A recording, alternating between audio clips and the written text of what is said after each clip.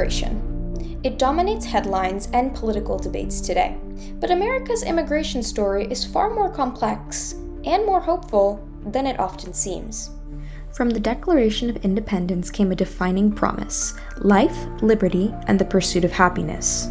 Over time, that promise evolved into what many immigrants seek: the American dream, an ideal capturing the belief of what the United States is meant to stand for. But does it really?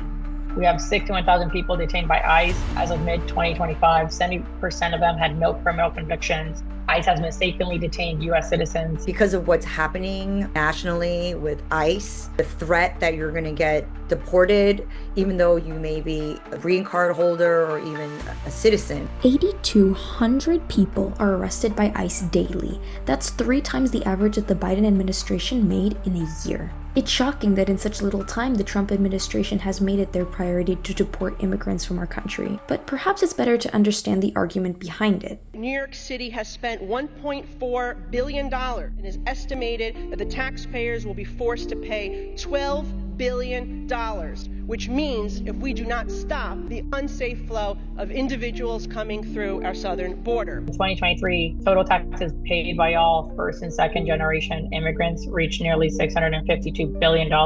So the economic argument is not there for why we hold immigrants at a different place in our country.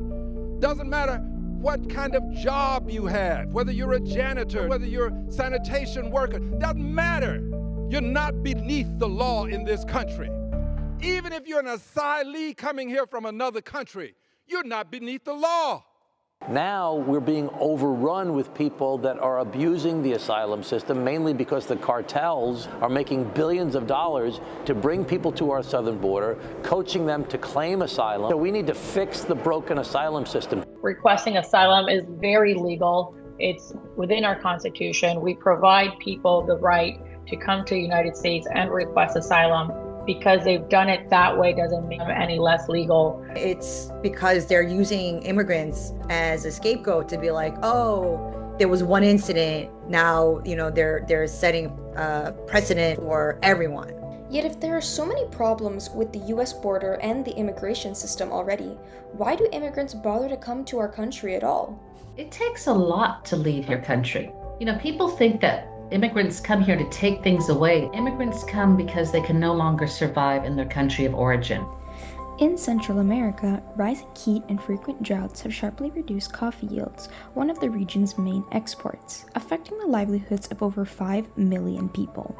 Since 2020, GDP has contracted in countries like Honduras, El Salvador, and Guatemala, while between 2019 and 2021, the number of people experiencing food insecurity jumped from 2.2 to 6.4 million. This creates a clear cycle driving migration. Harsher climates cause crop failures, jobs disappear, and families struggle to survive. Migration becomes a necessity, not a choice. Yet climate isn't the only factor. History also plays a major role.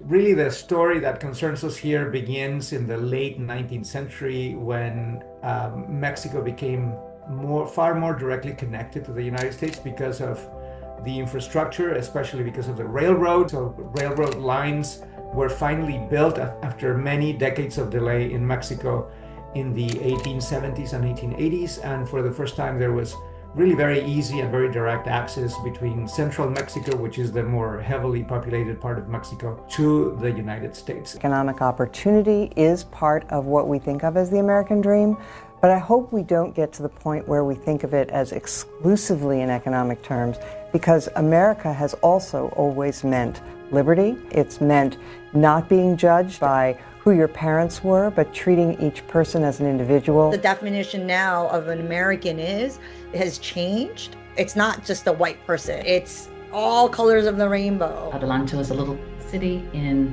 Los Angeles, about 90 minutes away from Los Angeles. It was a city of 30,000 people, 10,000 of whom are incarcerated. Their determination to better their lives was just so incredibly impressive. Let us all work together to make this a borderless world. Borders and immigration in this country are all based on proximity to whiteness. Let's abolish that. Let's see each other as human beings of equal worth. There is hope for a future where the American dream isn't reserved for a few, but expanded by those who keep this country moving forward. Behind every statistic is a person seeking dignity and opportunity. Redefining the American dream doesn't abandon tradition, it expands it. Immigrants aren't simply redefining America, they're reminding it of what it was always meant to be. I don't want anyone to take away the love that I have for my country that is not perfect, but that we, in spite of how people want to see us or talk about us, we compel this country towards its own promise. And that's our responsibility.